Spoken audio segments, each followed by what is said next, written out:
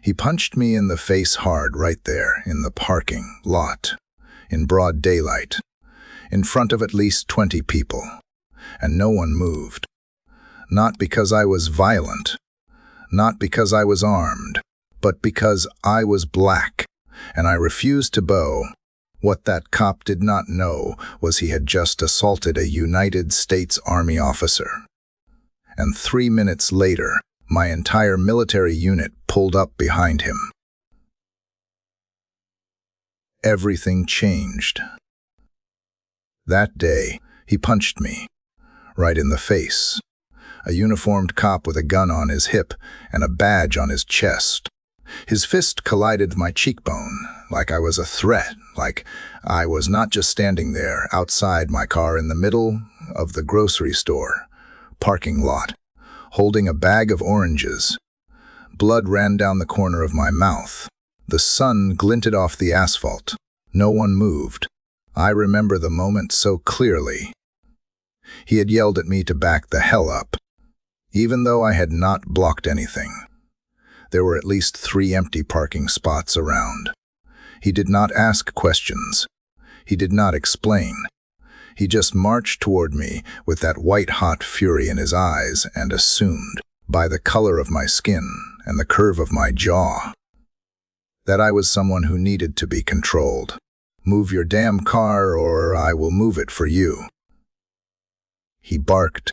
I stared back, calm, tired, unafraid.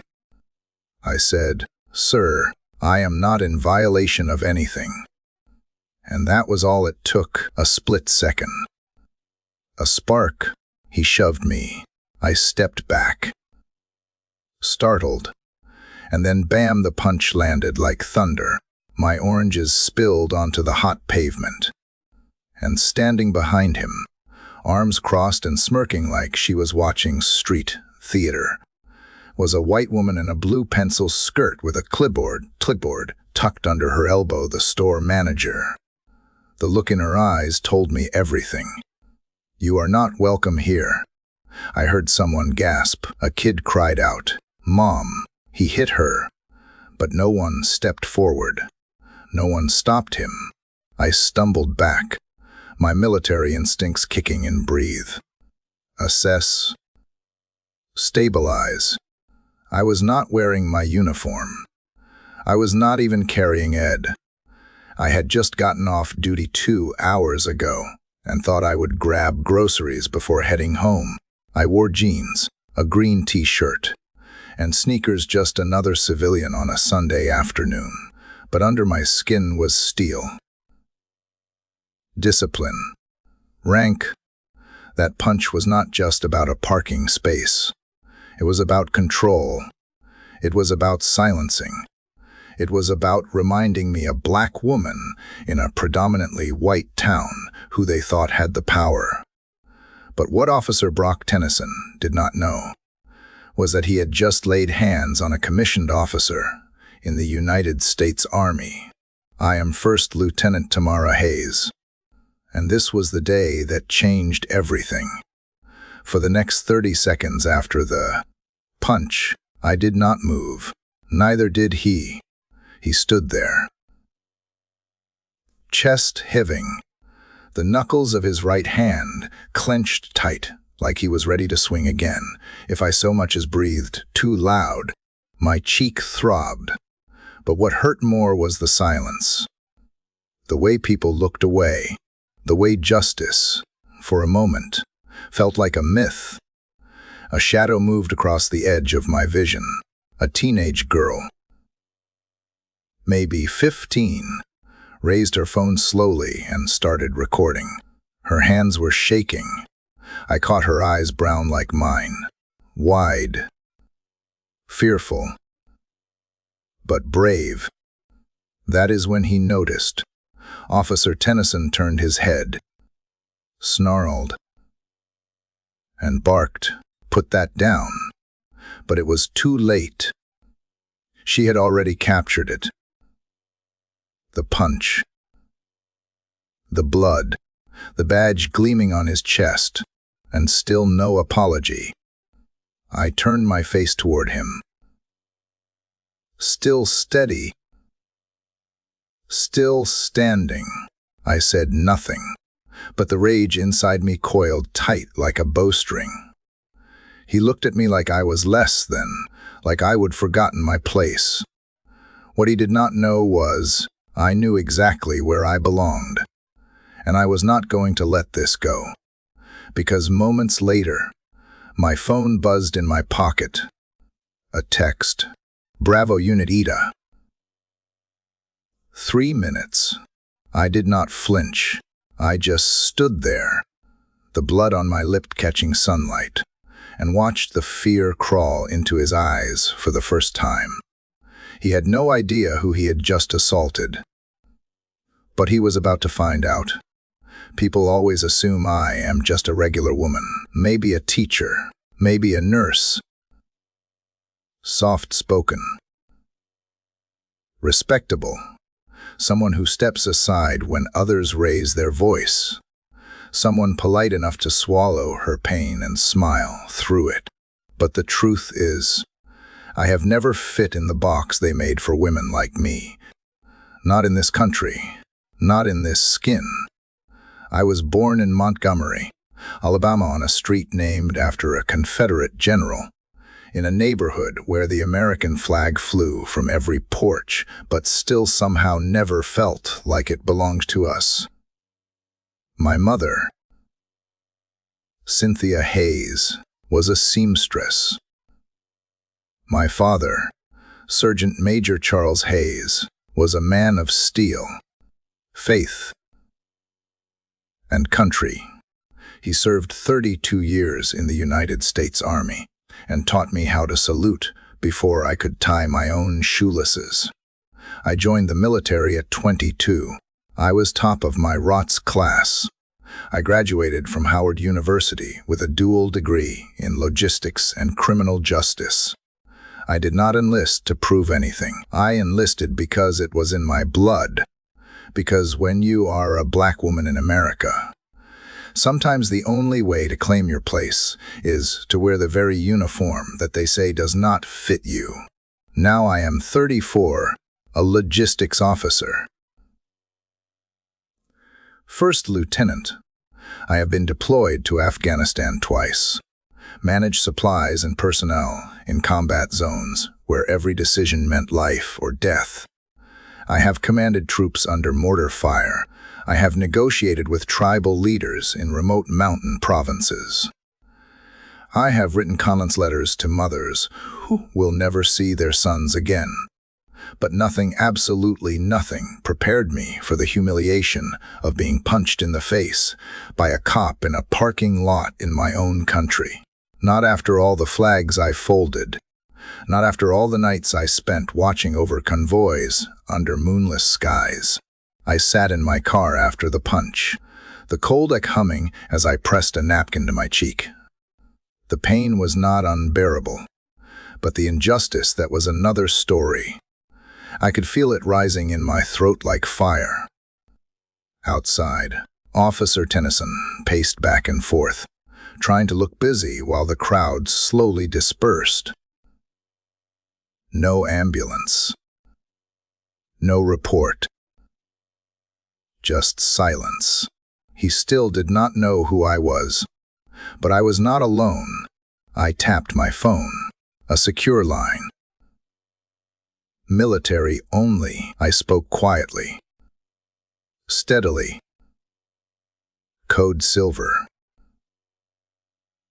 Public assault. Uniformed civilian officer. Requesting rapid visual verification and transport. The voice on the other end did not ask questions. Just said, Bravo unit mobilized. Eta. 3 minutes. Do you require extraction? No. I replied, eyes locked on Tennyson's rigid back. Let them see me stand. He would learn soon enough. I thought back to Bravo unit. My team. 7 of the most loyal, disciplined, capable human beings I have ever served with. We were not just soldiers, we were family. Captain Maria Dawson, Staff Sergeant Khalil Johnson, Corporal Jin Park, Specialist Natalie Torres, Sergeant Malik Graves, and Warrant Officer Lisa Thompson. They would stood by me through war, death, and months without seeing sunlight.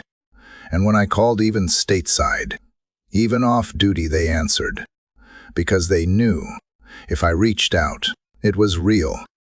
3 minutes later, a matte black SUV pulled into the lot like a shadow. Doors opened in perfect synchronization. Out stepped 6 soldiers in civilian clothes. But the discipline in their posture, the fire in their eyes, was unmistakable. I got out of the car slowly, deliberately, blood still crusted on my cheek. People started filming, phones were raised, whispers rippled across the lot. Officer Tennyson turned and his face changed the second he saw them. Malik approached first, tall, broad, every inch the warrior he was trained to be. "Madam," he said, loud enough for everyone to hear. "Are you in need of assistance?" I nodded once. The air turned electric. Tennyson barked, "What the hell is this? You threatening an officer?" Maria stepped forward, holding up a laminated card. Her voice was like steel wrapped in velvet. "We are members of the United States Armed Forces. You just assaulted an active duty officer. You better start thinking real hard about your next move." He looked between us 7 strong, unshaken. His grip tightened on his belt, but he did not move. Because now, for the first time, he was not in control. I stepped closer. "You punched a U.S. Army officer in uniformed service on American soil. That is not just assault. That is a federal crime." His face flushed. "I did not know." "No," I cut in. "You did not care." The crowd was watching. Someone shouted, "She is military." That cop hit an Army officer. Another, "They have it on video." That girl filmed it. Tennyson's hand fell from his holster. Too late. Malik had already called it in. Jurisdiction had shifted. This was not just a local incident anymore. This was about to go federal. I turned to face the cameras. "My name is First Lieutenant Tamara Hayes. Today, I was assaulted by a law enforcement officer while standing unarmed in a civilian lot. Off duty. I will not stay silent. Not anymore." And just like that, the world knew. I was not just a woman with a bruised face in a parking lot. I was a soldier. I was a citizen. And I was done being quiet. His name was Officer Brock Tennyson, age 41, height 6'2", white, a former football player from some small-town Texas college with a chip on his shoulder and a badge pinned to his chest like it made him king of the concrete. I would be past him in any crowd and thought, basic, predictable, but that punch, that violence, it was not random. It was history. It was taught, inherited, practiced. Tennyson had served in the local police force for 15 years. Decorated. Sure, if by decorated you meant praised for arrest quotas and citations. Not integrity. 3 prior complaints of excessive force, all from Black or Latino men, quietly dismissed during internal reviews.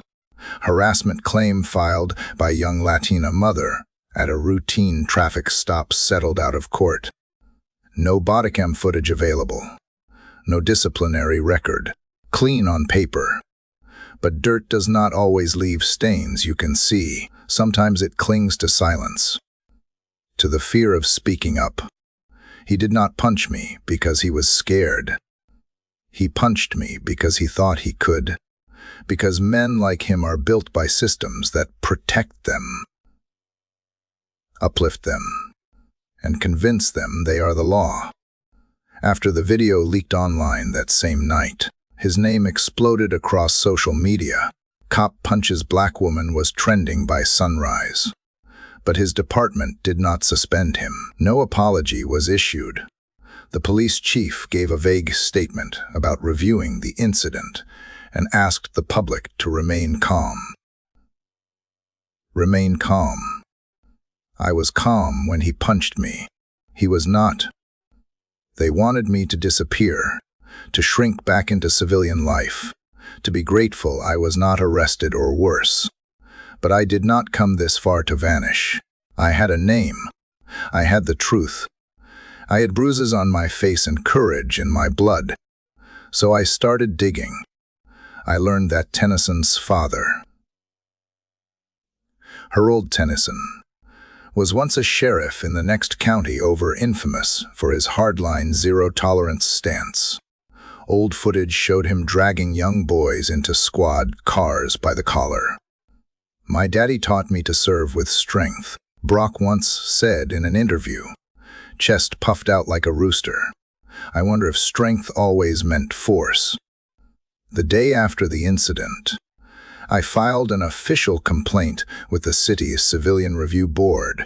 The woman who received my form, a pale, tight-lipped secretary named Marlene, barely looked up.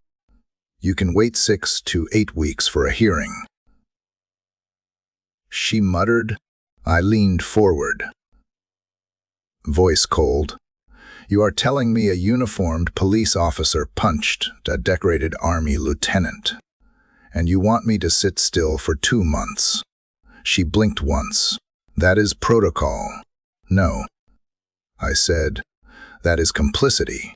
Bravo unit had split into 2 sub-teams. Maria and Torres began outreach, speaking to local activists and lawyers.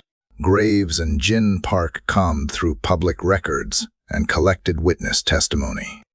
They found 2 elderly shoppers who had seen the punch and were willing to swear affidavits under one condition: anonymity.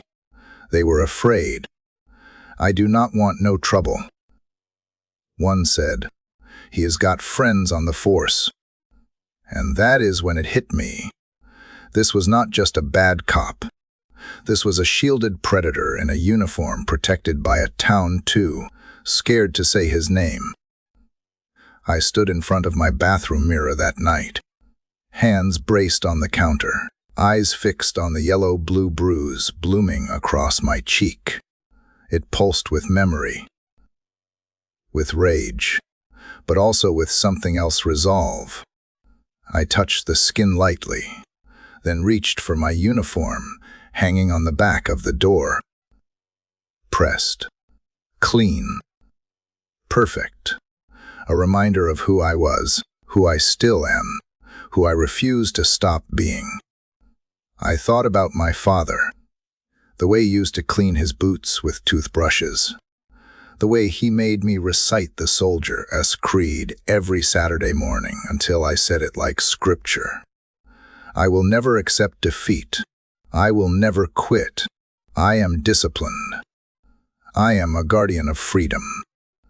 So I strapped on the uniform, not for war, not for protest, but for presence. The next day, I walked into the local courthouse in full-dress bars. Ribbons.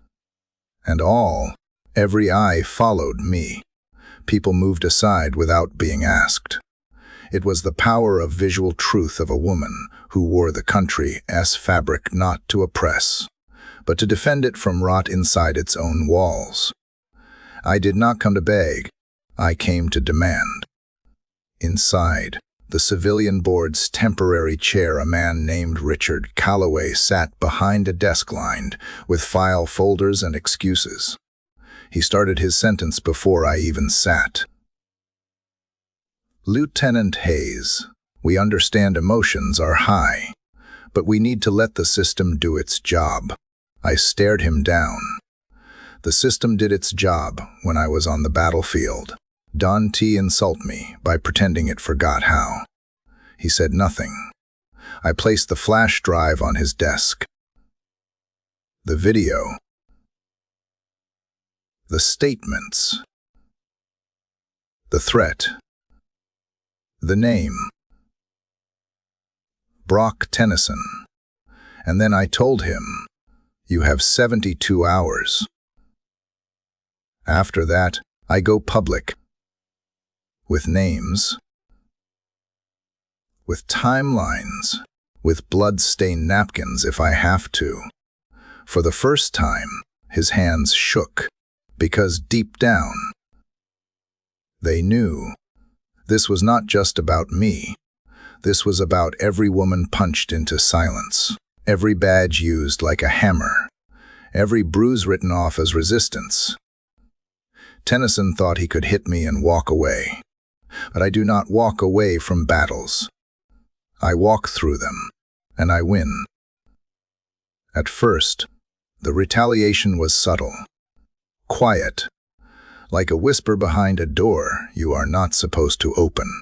My mailbox mysteriously dented, a citation placed on my windshield for improper parking, even though I parked within the lines.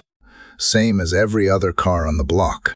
My next-door neighbor, a white woman I used to share peaches with in the summer, now crossed the street when I approached. But I was not surprised. That is how it starts, not with gunfire or threats, but with cold shoulders and policy knives. The courthouse did not respond within 72 hours. On the fourth day, I went public. I wrote a letter addressed to the people of our city, posted it on my social media account with the headline, "I served my country abroad. I was assaulted at home by one of our own." It exploded. Thousands of shares. National veterans groups reposted it.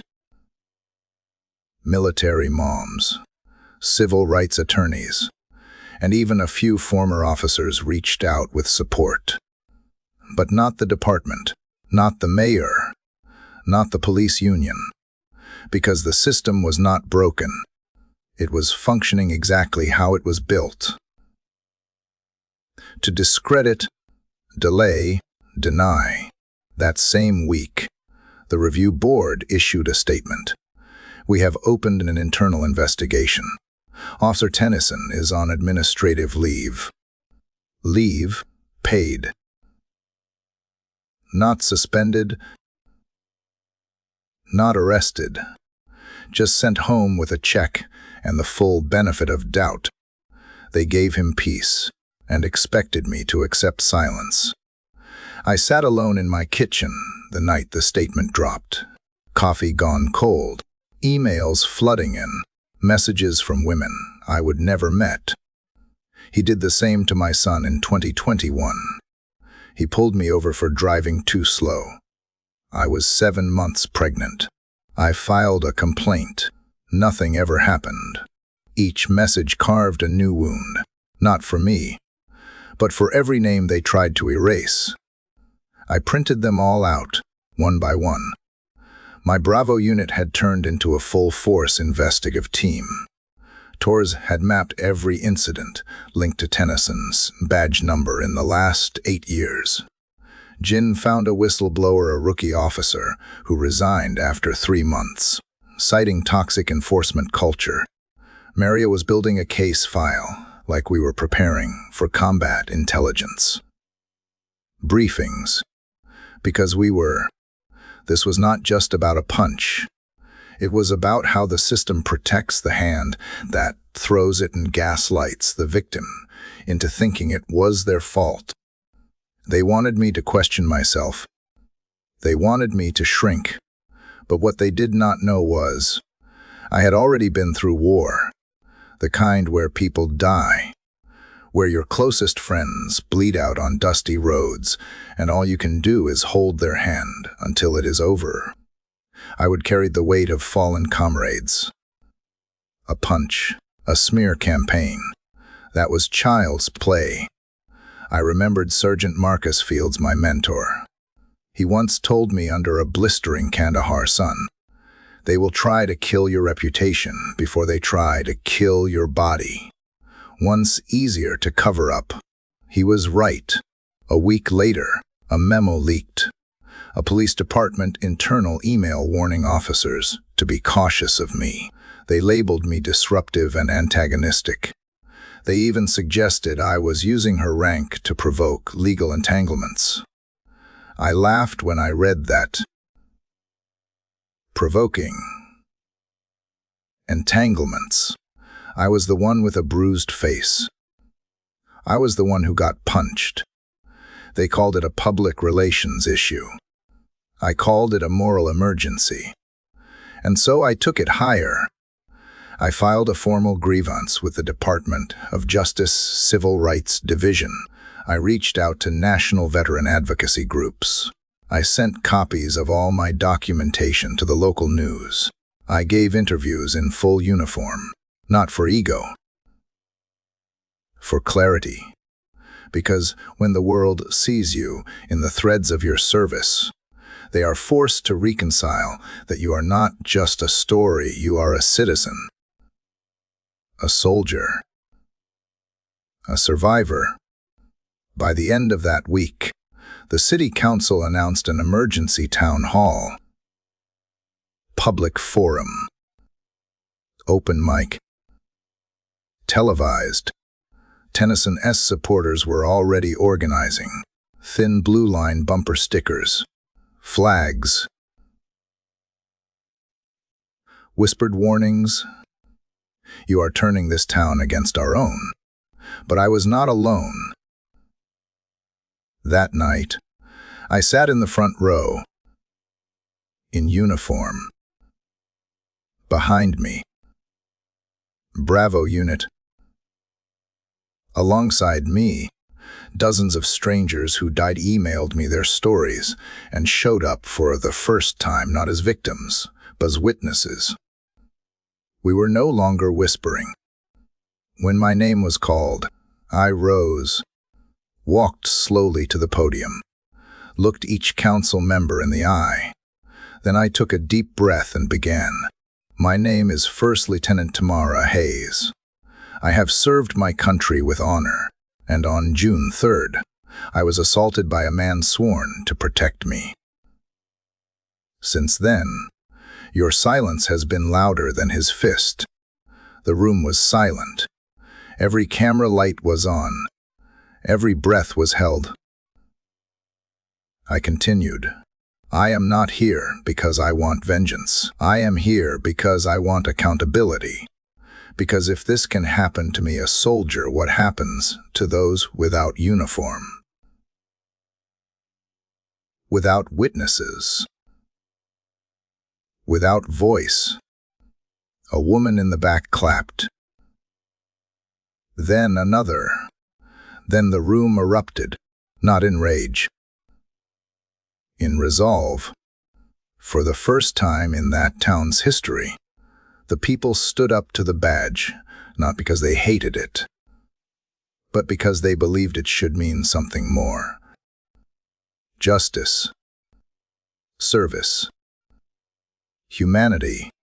Tennyson watched the footage from home. I knew he did, and for the first time since that punch, I hoped he felt something.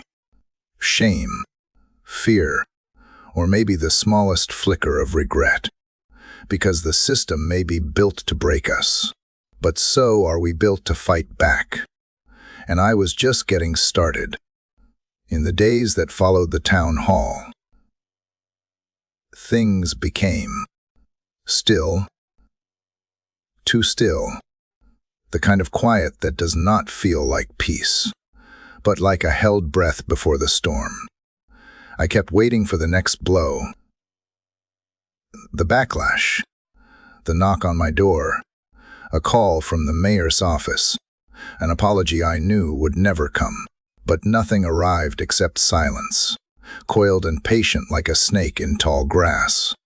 That is how power works when it is cornered. It does not always roar. Sometimes it waits, watches, plans. I returned to the base that Monday morning, stepping through the gate like I would done 1,000 times before. Only this time, every salute I received felt heavier, sharper, as if the entire post had read the headlines and seen the bruises. Some looked at me with admiration, others with caution. No one said it out loud, but I could feel the question hanging in the air. Was she right to fight back? Even among soldiers, justice is complicated. Major Harris, my direct commanding officer, called me into his office before noon. He was a tall, steady black man in his 50s with a baritone voice that could stop any room cold. I respected him deeply, but that day, something in his eyes told me this conversation would not be about strategy or supply chain reports. He closed the door behind me. "Tomorrow," he said quietly, "they are watching you. Be careful." I expected that. I replied, calm. "You have made some powerful people uncomfortable. The Doges sniffing around, media circling like hawks, and the local PD is calling it an ambush." An ambush. I scoffed. He punched me. He nodded. "I know. But they are spinning it. They are saying you orchestrated the Bravo unit showing up, that you used military presence to intimidate a civilian department." I almost laughed. The irony of being accused of intimidation when I would have been the one bleeding in the parking lot. "I did not order them," I said. "They are family. They came because they saw what happened. I believe you." He replied, "But others want. You need to protect yourself. Document everything. Don't take any meetings alone. And if it gets worse, call me." That last part was not military protocol. That was personal. The fire had not started yet, but the smoke was thick in the air. By Tuesday, anonymous flyers began circulating downtown, grainy photos of me in uniform, next to bold headlines like, "Is this who we trust to keep the peace?" and "Military muscle or mob justice." Classic tactics. Discredit the face before confronting the truth. Torres spotted one taped to a stop sign. Jin found another plastered to a cafe door. "They are trying to provoke you." Maria warned. "They want you angry." Reckless. I was not. I was surgical. Instead of reacting, I doubled down. My team and I compiled every citizen complaint tied to Officer Tennyson. 47 in total. Spanning a decade, we traced patrol routes, found patterns in how he stopped drivers. Mostly women, mostly black or brown. Always alone. And then the breakthrough. Sergeant Graves uncovered bodycam footage that had been buried in an old court record. A 2019 stop. Tennyson pulling over a young black nurse after her shift. He accused her of suspicious lane drifting. She cried. He threatened to detain her for refusing to exit the car. She never filed charges. But the footage was damning. We clipped it, posted it, labeled it. Pattern. Not isolated. It went viral. The police department scrambled to release a press statement claiming the video was taken out of context. Context. Tell that to the woman shaking behind the wheel as he hovered over her with one hand on his holster. That night, my house was egg. It was not random. They knew where I lived. I did not report it. I cleaned it up myself, in the dark, with a bucket of water and an old towel, because some battles do not deserve your energy, and I was saving mine. The next morning, a letter arrived in my mailbox. No return address. Inside, a single sentence typed on plain paper. Watch your six. Soldier. I read it twice, then burned it. Fear, I have learned, is only as powerful as the attention you give it. Still, I checked the locks, doubled the perimeter lights, slept with one eye open. It was not about paranoia. It was about preparation. Bravo unit rotated shifts near my house for a week, just in case. Not one of them hesitated. We were bonded by more than command. We were bound by scars. Then the silence broke. Late Thursday night, I received a call from a blocked number. I almost did not answer. But something told me to pick up. A voice on the other end, female. Trembling. Whispered, "He did it to me too, in 2016. I never told anyone. I was 16. I have photos. I still have the dress." I closed my eyes. "Will you testify?" I asked gently. Silence. Then, "If you stand next to me, yes, I will." And just like that, the fire began. Not the kind that burns homes. The kind that burns illusions. The kind that spreads truth. The kind no badge can smother. Her name was Maria Reed, 19 years old now, a waitress at a roadside diner 2 counties away. When she came forward, she did not come in uniform. She came in a plain gray hoodie, hands in her lap, voice barely above a whisper. But when she spoke, the earth shifted. Maria was the first survivor, not just a witness, not just a supporter. A survivor.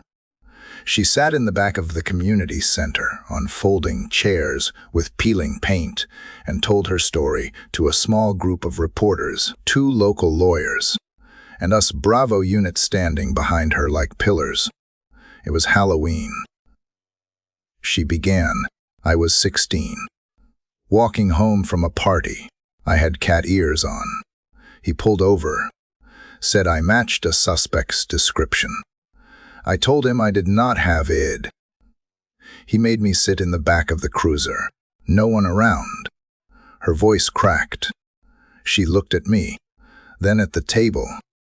He did not arrest me, but he touched my leg, kept his hand there. Said if I wanted to get home without trouble, I should be smart. I was too scared to scream. We all held our breath. I never told anyone. Until I saw your video, my throat burned, my fists clenched.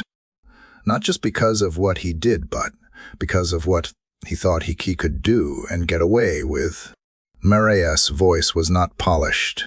It was not loud, but it was raw. And rawness is what makes truth undeniable. She handed me a worn envelope with a printed photo. Grainy, taken in a bathroom, her cheek red. Mascara streaked. I took this after, she said, in case anyone ever believed me. We did. 2 days later, a second woman came forward. This one older, 45. A nurse named Janice Collier. Then another, a store clerk from 2018. Then another, a college student from 2020. 5 women in 4 days. Different ages. Different backgrounds. Same story. Tennyson had used his badge like a license not just to dominate, but to hunt. The local media did not know how to handle it. For years, they would painted him as a hero, the tough-talking officer who kept the streets clean. They printed his awards, not his complaints. But now, the truth was hemorrhaging through their filters. I received a call from a national outlet. They wanted an exclusive. I declined, because this was not about me anymore. It was about us. Maria stood next to me as we held a press conference outside the police department, not with a podium or fanfare, just a portable mic and the sky overhead. Behind us were 20 women in silence, each holding a sign. I didn't report, but I remember. He said I was lying. Her uniform didn't protect her. Neither did mine. The chief of police, Harold Creighton, refused to appear. Instead, they sent out a lifeless press release. We are concerned. We are cooperating with external review. We value community trust. Empty words, polished by lawyers. But words can clean blood from pavement. The pressure mounted. The governor's office requested a meeting. A congressional rep called for a federal inquiry. The Dodge sent a team to the city. Suddenly, those who ignored me for weeks now scrambled to say they took this seriously. Funny how loud silence gets when truth kicks down the door. That night, I sat with Maria on my porch. She cradled a mug of tea in trembling hands. I thought I would feel better. She whispered, "Do you?" She shook her head. "Not yet, but I feel less alone. That is what justice is sometimes, not immediate peace, but shared pain." A few days later, I was summoned to testify before the State Civilian Oversight Committee. Formal. Cameras. Sworn statements. No room for fear. I walked in uniform, ribboned, bearing every name that could not be there. I spoke for 28 minutes without pause. I told them about the punch, about the flyers, about the egging, about Maria, about every person who came forward after years of believing silence was their only safe option. When I finished, the chair, a white-haired judge named Lydia Monroe, removed her glasses, blinked slowly, and said, "Lieutenant Hayes, I believe you, we believe you." 3 words that felt like thunder after weeks of drought. The next morning, Officer Brock Tennyson was arrested. Not suspended, not on leave.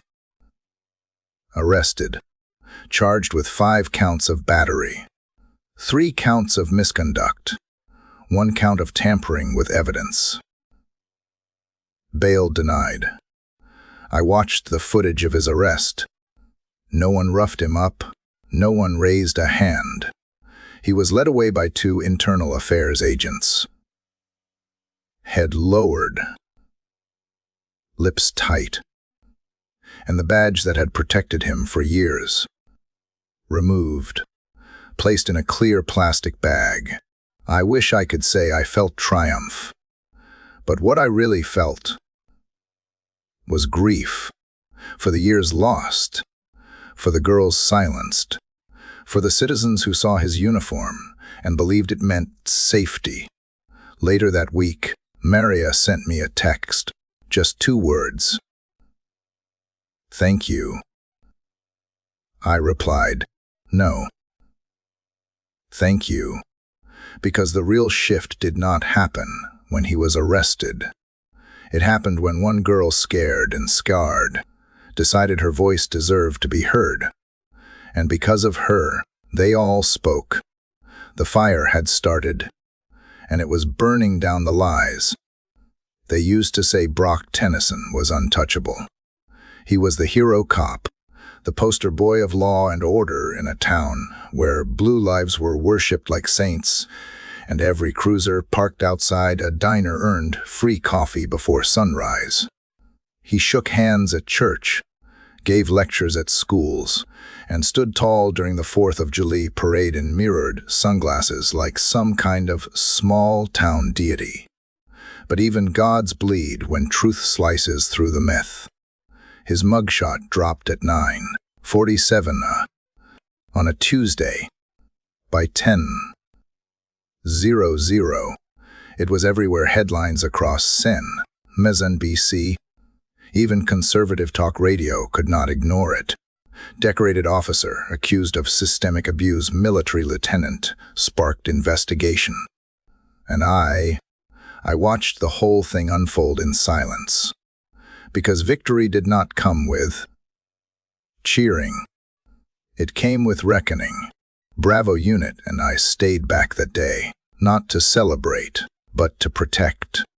We knew the backlash would come, and it did. Anonymous calls. Death threats. One of my tires slashed in the grocery lot. Again, someone left a crude message in my mailbox, scrawled in red ink, "Traitor to the badge." But that word did not sting like they thought it would. Because I was not a traitor. I was a soldier honoring the oath they all forgot. To serve, to protect, to uphold justice. And justice was finally catching up to the man they thought would never fall. Tennyson's arraignment was standing room only. I wore civilian clothes that day: jeans, boots, a navy blue blazer. No ribbons. No uniform, just my truth. Maria stood beside me, trembling, but unshaken. When they brought him out in handcuffs, the room turned cold. His hair was thinner than before, his face more drawn, but the smugness, the air of untouchability, was gone. He did not scan the room like he used to. Didn't he smile? He looked down. For the first time, the judge read off the charges one by one, and with each count, I felt the weight of 10 years' worth of silenced voices pressing down on his shoulders. Assault, misconduct, coercion, abuse of authority. 5 women had testified. 5 more were pending. A dozen more began filing civil suits. The town's district attorney, pressured by national attention, announced a full audit of every arrest Tennyson had made in the last decade. The police chief, forced into early retirement. The mayor, under investigation for mishandling complaints. The whole system, once a fortress around Tennyson, was crumbling like rot in old wood. And the people, the very same ones who once whispered behind screens, began to rise. Mothers, teachers, clergy, even fellow officers. One retired cop stood in front of a camera and said, "I knew Brock. I saw things I should be reported. I did not. I regret that." It was the first apology that mattered, because it came not from fear, but from conscience. Still, not everyone was ready to change.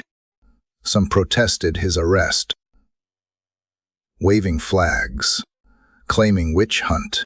Others spewed conspiracy theories online about my military service, calling me a plan or deep state pawn. But the truth does not require permission. It does not wait for approval. It just rises. And it was rising fast. During pretrial hearings, his lawyer attempted to paint him as a man under pressure, said he had pizzaed from the job, that he was provoked, that I was aggressive. I stared him down from across the courtroom and did not blink once, because they could try to twist the narrative. But they could not erase the video. They could not unpunch me. They could not silence the dozens of victims now standing behind me, refusing to return to the shadows. And then came the turning point. A sixth woman came forward, someone no one expected. Officer Riley Thompson, his former partner. She took the stand, swore under oath, told the court how she filed a report in 2017 when she saw him slam a black teen against a wall for mouthing off. The report disappeared. She was reassigned, then pushed out. I wanted to stay quiet, she said, but then I saw Lieutenant Hayes testify. I knew it was time. The courtroom froze. Even the defense lawyer's jaw slackened. With that testimony, the dominoes fell fast. The city council voted to defund the department's internal review board. Independent oversight was brought in. A new chief was sworn in, a black woman named Cynthia Braddock, a 25-year veteran with a spine of steel and a heart full of fire. She called me personally. "Lieutenant Hayes," she said, "I do not know what they thought they were protecting, but I am here to rebuild it right. And for the first time since that day in the parking lot." I smiled, because the man who thought he could hit me and walk away, now he was standing in front of a jury of his peers, listening to their verdict. Guilty, on all counts. The sentence hearing would come next, but the verdict, that was for every woman he silenced, for every badge he disgraced, for every law he broke behind the safety of the system that shielded him. He was not untouchable anymore. He was accountable, and that was only the beginning. Justice, people think, feels like a parade, like confetti and news flashes and applause. But that is not what healing sounds like. It is quieter than that, slower, heavy like rain on old wood. It creaks. It drips. It soaks deep before anything grows again.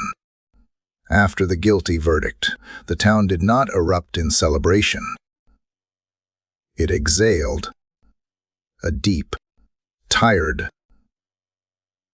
aching breath, like a wound finally uncovered, no longer festering beneath silence. I did not cry in the courtroom. Not when the judge read the word guilty 5 times.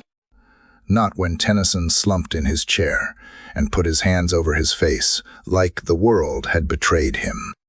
Not even when the women behind me clutched one another and let their pain pour freely in the form of tears.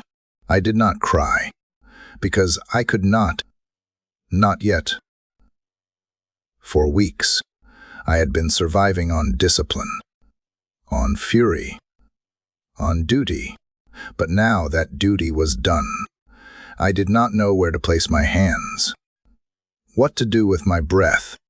The armor I wore had done its job, and beneath it, all I felt was tired. The sentence came swiftly, 15 years in federal prison without parole. Some said it was not enough. Some said it was too much. I did not count the years. I counted the lives. Maria, Janice, Riley, and the dozens of others who never got a courtroom, who still slept with lights on, whose bodies still flinched when they heard footsteps behind them. That was who the sentence was for. That same day, I returned home to find something unexpected on my porch. Flowers, a white envelope. No name, just one handwritten line inside.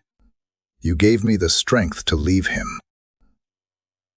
No signature, just the truth. The town, shaken from its stupor, began to move differently. The review board was replaced with a diverse panel, made up of civilians, veterans, nurses, teachers, single mothers. The police academy's curriculum was restructured with new accountability standards. Officers were now required to wear body cams at all times, and a third-party legal team would review all misconduct reports quarterly. It was not perfect, but it was real, and real is rare. I was invited to speak at schools, at city meetings, even at a local church where the same pastor, who once ignored my calls now, called me a vessel of reckoning. I was not seeking attention. I was building memory, collective memory. Because justice without memory becomes decoration, something you frame and forget. Bravo Unit began transitioning back to regular duty, our mission complete. But something had changed. We were closer now, not just because of what we did, but because of what we refused to ignore. Maria and I kept in touch. She enrolled in a criminal justice course online. Said she wanted to become an advocate for victims. I asked her why. She smiled. Faintly. Because I saw what one woman in uniform could do.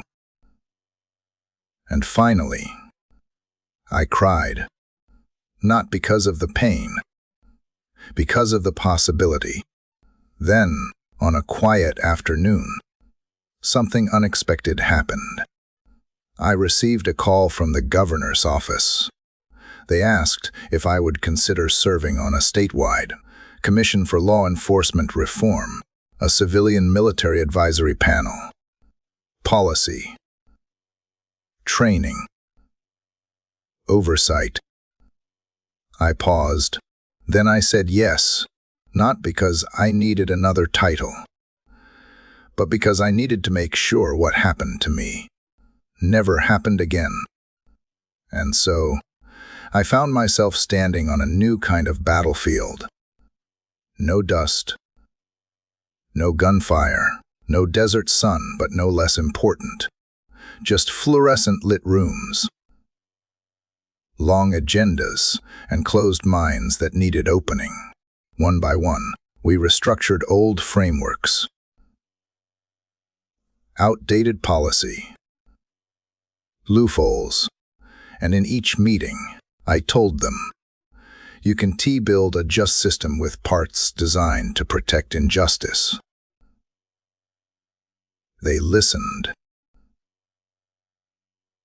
Some reluctantly, some deeply, but they listened.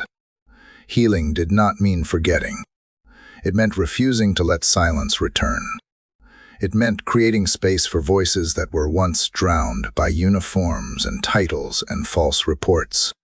It meant walking into rooms where power lived and reminding it who it served. Months later, the parking lot where it all began was repaved. The spot where I was punched. Painted over, but not erased, because in that space now stood a plaque. Small, bronze, simple, in honor of every citizen who stood up and every voice that refused to stay silent. Truth is power. I stood there alone one morning, sun rising behind me, coffee in hand, wind tugging at my coat, and I realized healing is not a destination. It is a choice, one you make every single day. To live, to speak, to rise. And I was rising. Still, always. There are uniforms we are given, and there are uniforms we grow into. For years, mine had been starched olive green crisp lines. Heavy boots, medals and nameplates that clinked against my chest with every salute. It carried weight, rank, a shield of purpose. But after the trial, after the smoke cleared and the applause died down, I realized something. I did not need the uniform to stand tall anymore. Not because I did not honor it, I did. And I always will, but because I had stepped into another kind of uniform now. One not sewn by government or tradition, but by survival, truth, and choice. I wore the uniform of a woman who fought a system and lived, of a leader who did not need a title to speak, of a soldier who returned from war, only to find another war waiting in her hometown. And I chose to suit up again, just not in fatigues. After I joined the State Commission on Law Enforcement Reform, I started speaking at academies, not just to cadets but to instructors. I stood in front of classrooms where once they trained men like Brock Tennyson, and I broke every illusion they fed recruits about power, control, and obedience. I told them the truth. Accountability is not betrayal, it is duty. Some did not clap, some looked away, but some stayed after class. One young black cadet walked up to me with trembling hands and said, "Madam, I want to be the kind of officer who earns the trust you gave up fighting to protect." That was worth more than 1,000 standing ovations. Meanwhile, the town had changed. Slowly, uneasily. The grocery store where it all started hired a new manager, a soft-spoken Vietnamese woman named Enya, who kept a framed picture of her immigrant parents behind the counter and refused to let her employees speak to customers with anything less than dignity. The police department shrank by 1/3. Officers who once stood by Tennyson quietly resigned. New recruits, younger, diverse, took their place. But the change was not just cosmetic. It was cultural. Community town halls now included victims on panels. Civilian complaint boxes were moved to outside the station. And people, for the first time, believed their voices mattered. Healing is slow, but justice, when tended, leaves a trail behind it. As for Maria, she passed her exams. I helped her secure a scholarship through a veterans foundation. She is now interning with a nonprofit that supports women affected by police violence. She still calls me every other Sunday. Still asks, "How do you sleep at night?" I tell her the truth. Some nights I do not, but the mornings keep me going, because with each sunrise comes someone new, someone angry, scared, silenced, waiting to see if they are alone. And when they look up, they will see me, not in the old uniform, but in the new one I wear, with no insignia, just grit. No medals, just scars. No salute, just a hand outstretched, saying, "You are not alone." I started writing a memoir, not for glory, for memory, for the girls who had not yet found their voice, for the mothers too tired to speak, for the soldiers coming home to a different kind of battlefield. I titled it, "The Day I Was Punched, the Day I Rose." And maybe one day, a stranger will read it and decide to speak out, to push back, to stand taller. Because that is the point of survival, not just to live, but to lift. At a community award ceremony held in the city's courthouse rotunda, they tried to give me a plaque etched with my name. Polished oak, gold trim. I accepted it, quietly. But before I left, I handed it to a girl in the front row, no older than 14. Eyes wide, holding her mother's hand tight. I knelt beside her and whispered, "This is not for me. It is for the first time you are told to sit down when you know you should stand." She smiled, tucked it into her backpack like treasure, and I walked away not less, but lighter, because this new uniform, It does not need walls or rank. It needs truth. And I carry that now every room I walk into, every story I write, every young woman who dares to believe she is more than what they say she is. And when I pass a mirror now, I do not just see a soldier, I see a legacy. There is a sound freedom makes when it finally arrives, not loud, not bursting but steady, like a heartbeat, like footsteps returning to a house where the locks have been changed, but the door is finally open.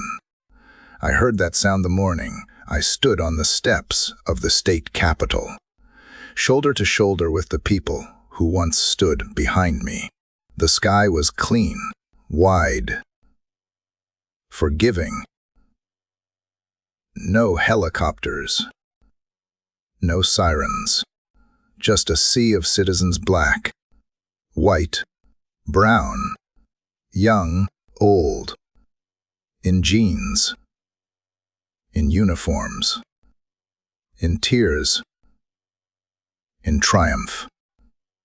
They were not here because of what happened to me. They were here because they realized what could happen to them. And they were not willing to look away anymore. Maria stood to my right. She wore a navy blazer over a simple white blouse. No longer the girl who once trembled behind a microphone, but a woman in full bloom. Next to her, Janice, then Riley, then 4 more women who had walked through hell and decided to come back with torches. We were not just survivors. We were architects. That morning, we signed the Tamara Hayes Civilian Justice and Policing Act into law, a sweeping piece of legislation that mandated independent oversight for all excessive force claims statewide, civilian-led review panels in every department, trauma-informed officer training, and a public accountability archive open to all citizens. They named the bill after me, but I did not smile because of that. I smiled because we had changed something permanent. Because we proved that a punch could echo louder than silence. I stepped to the podium, sunlight kissing my cheeks. Voice steady. Around me, microphones blinked red, ready to broadcast. I was assaulted in a parking lot not because I was dangerous. I began, but because I was visible, and I refused to disappear. Today is not the story of one woman. It is the uprising of every voice that was told it was too small to matter. The crowd stood as I spoke, not cheering, just standing, honoring. For years, we were taught to obey without question. But obedience is not justice, and silence is not peace. This bill exists because people refused to sit down when it was easier to look away. Exists because pain was transformed into policy. Because voices became law. Applause surged like a rising tide. But even in that moment, I knew this was not the end. Justice is not a destination. It is a direction.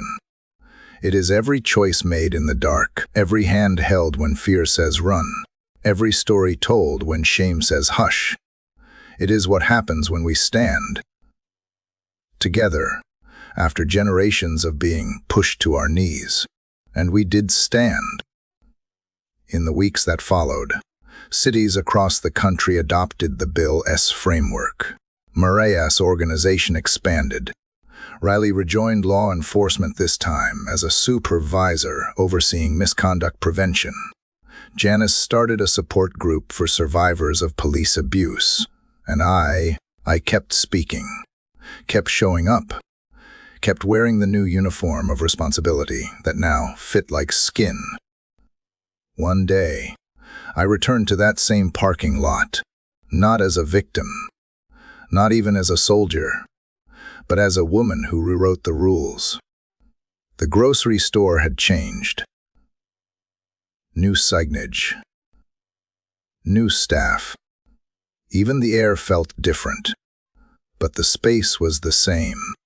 I stood where I would once blood, now marked with a small brass plaque. A young mother and her son passed me. The boy stopped and pointed to the plaque. "Mom," he asked, "who is Tamara Hayes?" The mother looked at me. Realizing, her eyes widened. Then she smiled. "She is the reason we are safe," she said. I bent down, looked the boy in the eye, and said softly, "No, kiddo, we are the reason." Because that is the truth, is not it? One voice ignites, but it takes many to build the fire. Justice does not belong to the brave few. It belongs to the rising many, to the Marias who speak, to the Janices who survive, to the strangers who record, to the soldiers who return home and say, "This battlefield is mine too," to the children who grow up knowing they matter before someone tries to tell them they do not. So here we are, not healed, but healing. Not perfect, but rising. Together. And I would not have it any other way. In the end, this was not a story about a punch. It was a story about power and what happens when it is abused, about silence and what happens when it is broken, about a woman who wore a uniform only to be attacked on her own soil, not by enemies from abroad, but by injustice at home. Lieutenant Tamara Hayes did not fight back with fists. She fought with truth. She fought with discipline. She fought with every voice that refused to be erased. And because she stood up, others rose too. Maria, Janice, Riley, women once scattered by fear, now united in purpose. Survivors who turned shame into law. Communities that tore down a broken system, not with rage alone, but with resolve. The real victory was not Tennyson's arrest. It was the moment the people no longer looked away. The lesson: one voice can start a movement, but it takes courage to keep going when the cameras turn off, when the hate mail arrives, when you are told to sit down because you are too loud, too black, too female, too military. You keep going anyway, because justice is not loud. It is loyal. It does not always knock. Sometimes it kicks the door in. And when it does, let it find you standing. If this story moved you, do not let it stop here. Subscribe for more powerful stories of courage and justice. Comment your thoughts. Your voice matters. Share this story. Let someone know they are not alone. Together, we rise. Always.